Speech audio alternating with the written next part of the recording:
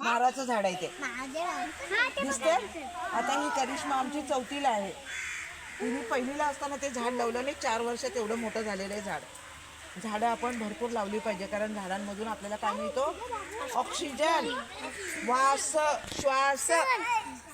मिळतो. आणि श्वास द्यायला आपल्याला प्राणवायू कोण देतात? झाडं. म्हणून आपण झाडं. अजून काय झाडं देतात आपल्याला? झाडं आपल्याला कपडे देतात. झाडं आपल्याला कपडे देतात. कपडे कसे देतात?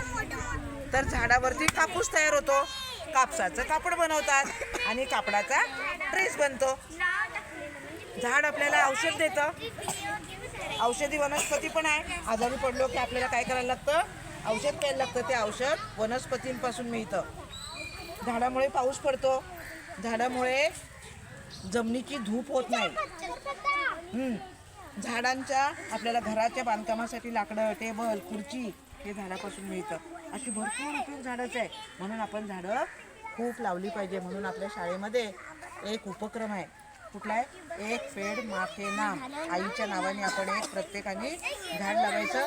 आई जसं लहान मुलांचं संगोपन करते तसं आपण झाडाचं संगोपन करायचं आणि त्याचे खूप खूप उपयोग, फुलं, पाने, फळे, औषध अशा प्रकारचा उपयोग आपण करून घ्यायचा आहे. धन्यवाद.